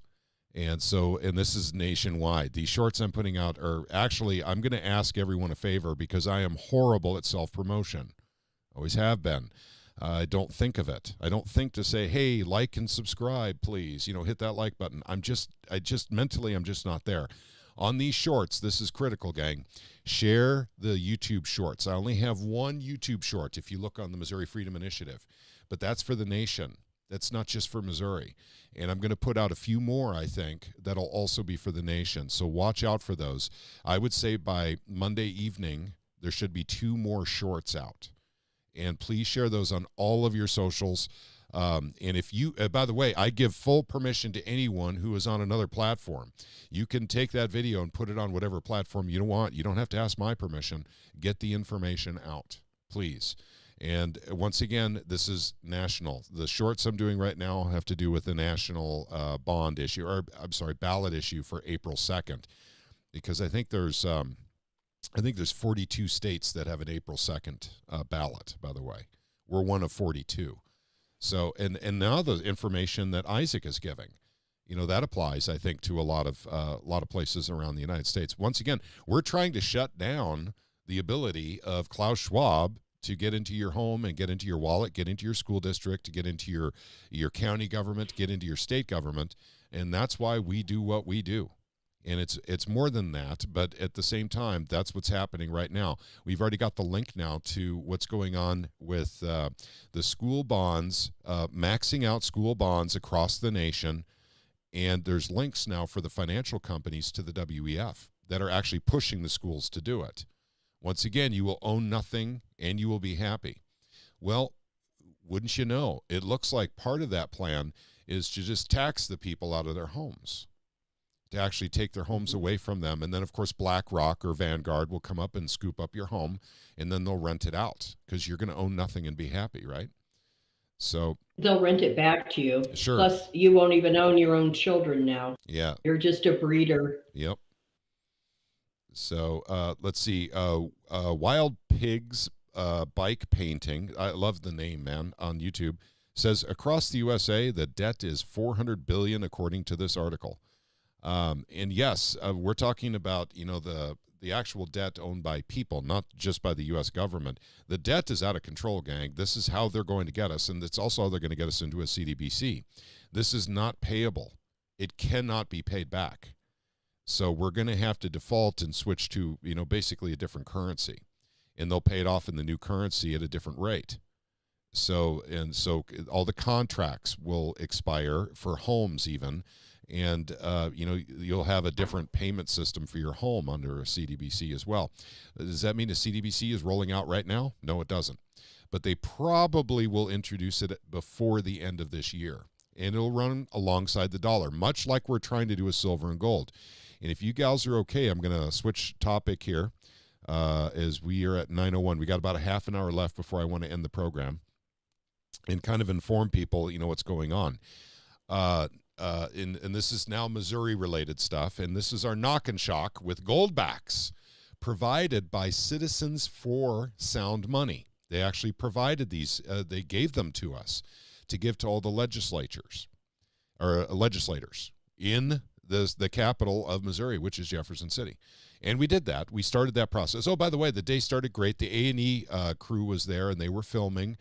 The rally that we had. The rally went great. Of course, we had great speakers. Bill Eigel was there. Bill Eigel always, gets everyone fired up. Bill Hardwick, he's so smart, came up and talked for a little bit. And then we had grassroots leaders come up and talk a little bit. And that went well. And after that was knock and shock. So we got the envelopes ready, and we're delivering them to every legislator. Well, A&E asked me to go outside, because we had to do some B-roll stuff, basically, Pat walking up the sidewalk, Pat walking down the sidewalk, walking up the stairs, walking down you guys know the stuff. And so while that's happening, Jim Pellis, of course, was with us, and he was dealing with Hardwick because no one could get a hold of me. They were trying to get a hold of me, but I had to work with the A&E documentary crew. So what ended up happening was there was a complaint on the House floor about the Missouri Freedom Initiative and us buying off legislators with gold, apparently with $4.44 worth of gold per legislator, that apparently we were buying off legislators. So it was suggested that we stop distribution of the goldbacks, which we did. But the fact of the matter is, apparently we were looked into by, I don't know if it was ethics or House Counsel, and they looked into the Missouri Freedom Initiative and what we did, and they determined we did nothing wrong. Well, we already knew that because we looked at all the rules before we started this. We didn't even pay for these things. Citizens for Sound Money paid for the goldbacks. It wasn't us. And then we were just distributing them. But, of course, they were saying we were, and by the way, that was also in the piece of paper that went with the goldbacks. It says on there that it was donated by Citizens for Sound Money. So thank you, Daniel, very much, by the way. But at any rate, for the simple fact that they actually made a show of it, in the House, is just, well, we need to try and, we can't control these Missouri Freedom Initiative folks because, they're not lobbyists. We can't control their behavior. But they have to make a show that they have to look into us all the time to see if we're following the rules. And we always follow the rules up at the Capitol. So that just shows how small and juvenile some folks are in the House. I hate to say that, but that's just the truth. But the fact of the matter is, it's an educational, and this is what we were distributing, everyone. So this is a Nevada Goldback. And every legislator got one. It's 1/1000th of an ounce of gold. So that's where we're sending it out. So, but at any rate, so some legislators didn't get them because we had to shut down the operation because of the complaints. And by the way, we didn't have to. It was just suggested. So I want to make that very clear. We weren't forced to stop, but it was suggested that we stop until, they looked into it. And of course, what they did is they probably went online and found out that the Missouri Freedom Initiative is not even a registered name in the state of Missouri. There's no bank account. There's no 501c3, 4, 5, 8, whatever. We don't have anything like that. We simply assemble under 3 names that anyone can find in the dictionary. And they know that in the House. They know this. But they had to make a show of it. And I think the microphones are turned off on the floor when it was happening. But at any rate, it is what it is. So where are we with gold and silver right now? Well, Senator Eigel's SB 735 will be on the floor at some point. I asked for a ballpark time frame, and I heard 2 to 3 weeks. And so that's the best we can do. So A&E has asked, and by the way, the A&E producer texted me, and we were talking about this. He said, what can we do? And I said, well, first of all, if you want to film on the Senate floor when Senator Eigel's bill is on the floor, you have to get permission from the pro tem. That's Caleb Rowden. So here's what I recommend you do, William. His name is William Browning, by the way, the A&E producer. I said to him, if you email Caleb Rowden, official email from an A&E producer, not from Patrick Holland, the Missouri Freedom Initiative, because apparently I'm buying politicians with gold, just send him an email and say that you want to film when this is on the floor. So first of all, you need permission from him. And secondly, you need him to give you a ballpark date for when this happens. So that email's been sent. So I have confirmation of that, by the way. So we have that going on for for Senator Eigel's bill. For Representative Hardwick's bill, we're still stuck in committee with Representative Mike O'Donnell. And he said he's going to write up a new version of the bill and present it as a substitute and then have an executive session on his substitute for the silver and gold bill. So that's all we have right now. That's all the information we have. They've been on spring break. Next week, they resume. So we'll get more information. I'm going to send out a much more detailed email next week, and it'll be early in the week, Monday or Tuesday at the very latest, to let you guys know what I know, what I have found out after the request from A&E to see if, number one, that puts a priority on Senator Eigel's bill, and who knows, Rowden may not even care, that A&E wanted to record. He's not running for higher office anymore, so he may not even care and say, well, it just comes up when it comes up. I can't tell you when it's going to come up. And so film crews don't work that way. They want schedules and dates and times. They don't just come here on the fly, 24 hours notice like we often get with our hearings. They just don't work that way. So that's where we are with silver and gold. We have 2 leading bills. Of course, HB 1955, which is Representative Hardwick's, and SB 735, which is Senator Eigel's. Both are being slow-walked. And so at any rate, this will, guys, I hate to say this is definitely something that will be strung along until the end of the year. So the end of the legislative session. So whether or not we actually get something done with this, in time, don't know, but I guarantee you they slowed it up enough now that we're looking at the last week of the legislative session before something can get done. So that's how they slow walked it. And we know the names of the people who slow walked. So at any rate, so that may be relevant later. It may not be. I mean, a lot of people are running for higher office.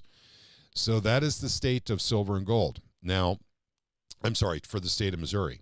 What I want to say is something really, really cool that got done just yesterday. And that is the state of Wisconsin. Their governor signed a bill that went through the House and through the Senate to get rid of sales tax on gold and silver. The crucial first step to going for legal tender status has now been officially done in Wisconsin. So not only did red states pass up Missouri last year, we have blue states passing us up this year. And so that's really a shame, but I look forward to talking to legislators and say blue states are passing us up on gold and silver legislation now. And I'm sure they'll say, well, that's fine. But at any rate, that's just what it is. So, okay, and I also wanted to say a little bit about the trip to New Hampshire, which, by the way, was fully funded by the Citizens for Sound Money. Now, I worked out there, so I basically worked for it, but I just wanted to talk about the experience. And the experience, it was a freedom, liberty kind of seminar or forum, and lots of speakers, lots of things going on. But I want to say a couple of things that really stick out in my mind. First of all, how nice everyone was out there. But you get together with people of like mind, things go really well anyway. The other thing I want to talk about is how many people actually recognized me at the Liberty Forum from Ron's basement. People from all over the country actually came up and wanted to talk to me, want to shake my hand and say, I saw you on Ron's basement. You're my favorite guest on Ron's basement. I heard that a lot. And we're talking about Boston, Texas, Oregon, Arizona. I'm trying to remember all the states. And by the way, I've forgotten the names. If you met me in New Hampshire, just forgive me on that. I'm horrible with names. But I do remember your faces very clearly. And it was an honor to meet all of you, and it was really cool to meet all of you. And the fact is, Citizens for Sound Money, just gave me a tremendous opportunity not only to talk about sound money there and the Freedom Initiative, and even about goldbacks. We talked about goldbacks there quite a bit, but actually I saw a different side of basically this type of work. And I told them how fun it was. Actually, that was a fun time. That was a good time. And Daniel Diaz with Citizens for Sound Money he's an amazing person. I'm very, very glad, that he and I, had this opportunity together. We had a really good time. And but keep in mind, while all this is going on, there's the undertones of the fact that Jim Forsyth had passed away. Literally not even a week previous. So it was tough on them. And I get that. I met all of them. I met a guy by the name of Mark. I don't remember his last name, but he's with Alpine. He was super nice to me. Adam, also with Alpine, super nice. And these guys are dealing with the fact that they lost a very, very good friend and the guy who put this all together and all that fun stuff. And at any rate, I was happy to be able to be there for them and help out, and they're great folks, and I look forward to adventures like this in the future as well. But literally, guys, it's good to know we have other folks out there fighting for sound money. It's really, really good. We're not the only ones, and sometimes we feel like we're the only ones, don't we? Here in Missouri. But there are others, and but at any rate, that's, and by the way, I'll go into more details and all that stuff with experiences. I did not meet with Tulsi Gabbard. There was an opportunity to, but there was some complications with timing. So I did not get to meet with her. I did not get a picture taken with her because a lot of people are asking me that, and it just didn't happen. Trying to think of any other major things. The panel that we had was really, really, really good. And by the way, A&E was there, so they filmed everything. So snippets of this will probably end up in the and I hate to say documentary. Documentary is not a good word because it's a 1-year series, gang, and it's just the first episode they're filming. So it's bigger than I thought. This is big stuff, and it's all about sound money in the sound money movement across America. So, and the first episode, there's a big focus on Missouri, and that's because of the efforts of the citizens, the grassroots, to try and get, sound money legislation through the process here in the state, and all the problems we're dealing with. That'll come up in the interviews. That's the next and final step to get our episode done, is the interviews. And so I don't have an exact date for that because they were trying to match it up with when Senator Eigel's bill was on the floor. And so that's why the communication with Rowden is so important. And so if Rowden can't give a time, they may just come out before it goes on the floor to come out for interviews. And guys, this is a really, really important issue for me personally. You guys know I feel this as well, but we have got to get something done here before all we have left is a central bank digital currency, as the dollar, keeps inflating. But there's other reasons as well. But like I said, it's really, really good to know, and all of you should know this, that there's more than just us out there fighting for the same thing. The Citizens for Sound Money are also fighting for legal tender legislation in other states. So, okay, so I think I pretty much covered what I wanted to cover. If you guys have any specific questions, go for it. I'll be looking in the yes, Warrior Class. Thank you for reminding me. Yes, I am going to Travis's meeting tomorrow. I forgot to put that in my newsletter. Well, I was very rushed when I put out my newsletter today. But I will definitely be there tomorrow. Gretchen is actually going as well. I don't know. I haven't talked to my husband about that Oh, yet. gotcha. Okay, gotcha. Oh, I thought you were. I'm sorry. No. But so, yes, I will definitely be going to Travis's meeting tomorrow. And Retha this time is not joining me, but Retha has to be home. Basically, she's going to be on Sam's show. And that has nothing to do with me. That has to do with Retha and Gretchen's work that she'll be talking about on Sam's show. So Retha will be staying behind, but I will definitely be there at Travis's meeting. And so, yes, and Travis's meeting is, of course, tomorrow, and it's not the 31st because that's Easter. So, and also it looks like on the 7th of April, that Daniel Diaz and myself and possibly others will be doing a show with Sam, a Sound Money show, totally dedicated to Sound Money and the efforts across the nation. So at any rate, so that's not this Sunday, tomorrow. That's and that's not next Sunday, Easter. It's the Sunday after. And I'll be sure and let everybody know about that, when we have it all set up and everything. But that should be a really, really good show on Sam's station. Okay. Patrick, I do have a comment. One of the things. Go ahead. Go ahead. No, I was just going to say that one of the things we've been talking about, so that we can make sure that everybody can get in and listen to the broadcast. I have a limited amount of slots here for the station. That's right. We're starting Connections. to go through growing pains. Yep. Right. Limited amount of connections. So what Patrick is going to try to do is restream the audio from Missouri Liberty Radio out on all the various platforms, video channels. Yep. Platforms. Yep. So you're right, and thank you for reminding me about that, because when that show comes up, because we might be having some really, really neat people checking in during that show, and it's going to be advertised through a lot of silver and gold networks across the nation. So we'll be restreaming it on everything Missouri Freedom Initiative. So just in case you can't listen on Sam's station, because we've hit the limit on the amount of connections that are allowed for listening, you'll still be able to find it on any of our streams, and there's no limits on our streams. yeah, so Okay. that'll be fun. Looking forward to that. Yep. And let's see. Looking for any questions. Let's see. Thank you, everyone, for your efforts, research in today's show. Also, thank you, Patrick, for attending the rally in New Hampshire. We need to remind ourselves that we should never give up. That's right. I agree with you, Wilderness Gal. We never, ever, ever, ever give up. Not when there is a path, there is hope. We never give up. And by the way, that's another thing, too. This Sound Money thing is much bigger than even I imagined, and there's a lot more people getting involved.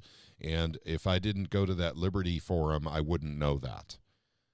That's a very big focus of, basically the Liberty networks, the conservative groups out there. Look at the Republican Central Committees that are pushing for it in the state of Missouri.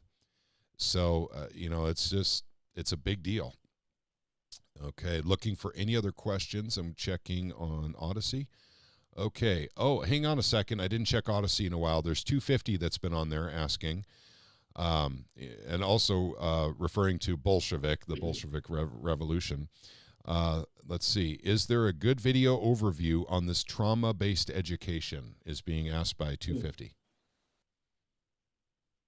There's a lot of good stuff on it. I can't think of one offhand, but I'll look while Patrick is talking and see if I can't put it into a chat. Okay, that'd be great. Thank you. So yeah, we'll see if we can find something for you on that. And also, that's another thing too, is that Rumble is becoming, pretty big alternative now to YouTube. And YouTube, as you know, I'm not going to complain anymore. I swear I won't do that anymore. But you guys know what YouTube does to us all the time. Rumble doesn't. But Rumble is where you're finding a lot of stuff that's not allowed on YouTube. Like, for instance, the Age of Deceit. Hang on a second. Isaac's not with us anymore. I think it's called Age of Deceit. And this is Canary Cry. And Gons, that is in Canary Cry, made some very famous documentaries.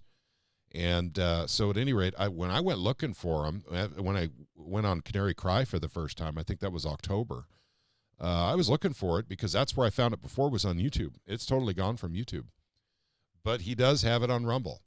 And once again, we're just talking about Christian videos explaining what's going on, how the medical community is used against the people, how the educational system is used against the people, how the banking system is used against the people, how all these industries are being used against the people. And that's what Age of Deceit is all about, actually. Well, it's more than that, too. But at any rate, you can find Age of Deceit on Rumble, and that's Gons. I don't know his last name. Actually, I probably could find it, but it's on Canary Cry. So that's what you want to look up, is Canary Cry News Talk on Rumble, and or just do a search for Age of Deceit, and you'll find it actually a little bit quicker because they put out a lot of videos. So, but they're friends of ours, and they've been really good to me, and I intend to be really good to them in return. And we'll find out more about that sometime in the near future, inside of the next month, I think. Okay, so let's see. I'm looking for any other questions. Let's see. No one is on the Twitter chat. By the way, I want to say thank you to 146 viewers on Twitter for joining us tonight. Thank you very much. Love you all, and I really appreciate an opportunity to get the word out about what's going on with the schools, silver and gold legislation, and ballot items that we are all dealing with nationwide on April 2nd. Please look at our videos on our stream or on our channels to go back and look at other data that we have put forward that is relevant to ballot issues, as well as bond issues, education issues, and silver and gold. Okay. Let's see. Yep. So 250 is waiting. She said thank you. And actually, that's another thing, is you might look up trauma-based education right on Rumble too. 250. Okay, and let's see. There's a whole bunch of positive stuff about trauma-based education out there. So you have to, I'm going to put in, go to newdiscourses.com. Is it .com? Newdiscourses.com. And that is James Lindsay's website. James Lindsay has been deconstructing Marxism in the schools for a long time. And he has some stuff on trauma-based education. Just do a word search on his site, trauma, and you will come up with all kinds of stuff that he is able to debunk. And another suggestion is there's a book called Bad Therapy, Why the Kids Aren't Growing Up by Abigail Schreier. I heartily recommend that one. And she does a very good job of debunking the therapy-based, trauma-based education. She has a lot of interviews out online, and it's Abigail Schreier, Schreier. So James Lindsay of New Discourses and Abigail Schreier, she's all over Twitter, and so is James. They're, and you're going to find some really good information about trauma-based education through both those sources. Mm-hmm. Okay, there we go. Thank you very much for that, Gretchen. And I'd like to once again tell you all how much I appreciate you guys spending the last 2 hours with us. And it's important. I get it, guys. My schedule is horribly compressed a lot of the time. And we only have so much free time. But I want you to know that I use, and my wife can confirm this, I use all my free time to do everything I can to support liberty and freedom in the state of Missouri. And and not everyone's going to do that. And I get that. It's just a personal passion of mine. I'm pretty driven in that. But for those of you who spend 2 hours with us every Saturday night, if sometimes we go over 2 hours, I'm trying to keep it under 2 from now on. But I really appreciate you guys giving us a little bit of your time to learn about what's going on in the state of Missouri. Not only that, but also if you get active in the state of Missouri, I appreciate that even more, because that's what it's all about. Having the knowledge and not acting on it, basically is actually kind of useless. Making phone calls, sending emails, or visiting the Capitol is more important than ever. I mean, we have to let these folks know. And I'm going to, like I said, there is a bill that's Bishop Davison's bill is being heard in a committee tomorrow, or I'm sorry, not tomorrow, on Monday. And for that reason, I'm going to try and get an email out tomorrow night, but because folks are going up there for that. But guys, I'm juggling a lot of things right now, and I can't keep up on all the education bills right now. SB 2727 was mentioned in the chat here on YouTube. And I want you guys to know that we are against that bill. And the main reason I'm against it is because an enormous amount of homeschoolers in the initiative have emailed me, texted me, or called me. And not only that, Travis's network, with Rivka, they're all of the same. The Missouri Freedom Initiative and the Prepared Homestead, all of them want homeschoolers removed from the bill or the bill killed completely if they won't take homeschoolers out. But the thing is we're having a very difficult time getting the homeschoolers out, because that's what these corporations want. They want, basically the homeschoolers under the thumb of the state. And this is what we're dealing with in Missouri right now. And it's not just Missouri. Other states are dealing with this too. So we're at odds with some of our friends up in Jefferson City because they don't understand. So there's something that'll be going on, but I'm not sure I can talk about it. So, and at least not yet anyway. So look for a newsletter from me in the near future, and we're going to be talking about that. If I can talk about it, if there's private communications that have to happen. But the fact of the matter is, gang, if you are against SB 727, you really need to make your voice heard. This is really important because thousands of people have already chimed in, and it doesn't seem to move some of those people, in our legislature. They're still wanting to put that bill through. So this is where all the education comes to action. And SB 727, I will probably do a standalone video on, and that will be literally in the next 3 days. And I might do that with Kirby. And it might be just her and I. It won't be a group setting. It'll just be the two of us, like we've done before in the past when we had to get information out very quickly.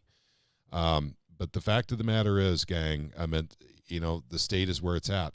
If you want freedom, if you want liberty, look no further than your state government and your local government, because that's where most of the tyranny comes from. You guys should know this from COVID. Okay, get off the soapbox. If there's any more questions or anything, This one comment. It is not Boston, it's Baston. Baston. Get in my car and go to Harvard. That's right. Park the car. Yep. Park the car. Yep. I know. That's funny. I used to live there. So. There was a very, very nice lady from Boston that was very happy to meet me. She had seen me in Ron's basement, and she had the accent. So I'm not making fun of folks. I mean, let's see. Lunatic Fringe. Tom Mart says, Abigail did a great job on Rogan. I missed Rogan. So I will have to find time to listen to that at some point. But yeah, guys, there's a lot of things going on in the world right now, but I'll tell you what, don't get too distracted, because your freedom is on the line right now. And it's absolutely important that you speak up now. This is the point where you literally draw the line and you don't back up and draw another line anymore. It's just like COVID. If we had all stood up when they were suggesting the face masks, we would be in a much, much better place today. But not enough people stood up for the face masks, and you guys know what came next. This is what we have to do with any type of tyranny they try to shove down our throats. But when they go ahead. Go ahead, Retha. Oh, maybe she was It talking. would have been a lot less than 2 weeks to flatten the curve. Oh, that's right. Yeah. Mhm. Then, 2 weeks to flatten the curve. So those of you who join us on this adventure we called Liberty and Freedom, I really appreciate you. Those of you who go up to the Capitol, and like I said, even the people I met in New Hampshire, these are people that are most likely pretty active in their states. And but I didn't get enough time with each of them. There were a lot of them there. This was a big event, gang. So there's a lot of folks there from all over the country that came for, I think it's Liberty Forum. I think it was the official name, and it's once a year they hold that. And so at any rate, there is a strong possibility that I'm actually going out to Pork Fest. Those of you who've heard about that before. And so that's Porcupine Fest. That would also be in New Hampshire. And that's also where, a lot of liberty and freedom people meet once a year. And they've got keynote speakers. They've got, all kinds of vendors there. You got, basically a real good networking opportunity for other organizations that are also working for the same thing you are. So at any rate, but we hit our 2-hour mark. So does anyone have anything that's been forgotten? Anything they want to bring up on our panel? Okay. All right. I'm looking one last time for any questions. And let's see. Got the website and the book. Thank you. 250 says thank you, Gretchen. Okay. Oh, you're welcome. And more. Okay. All right, gotcha. No more questions. Okay, gang, we're wrapping up. Thank you again for joining us. It's been 2 weeks since we had a live stream, and a lot has happened, and I've been, inundated with a lot of stuff. But I will get a newsletter out with a lot more information and data, particularly on the issues we're working on. But thank you again for being here with us. And remember, Travis's meeting is tomorrow, regular time. Meeting starts at 2, ends at 4. People often get there early and stay late. Of course, that's very allowable. So if you're there tomorrow, I'll see you. But thank you again for joining us, and may God bless each and every one of you and every member of your family with wisdom, health, prosperity, and patience. And we need patience sometimes too. I know we need that. So thank you again.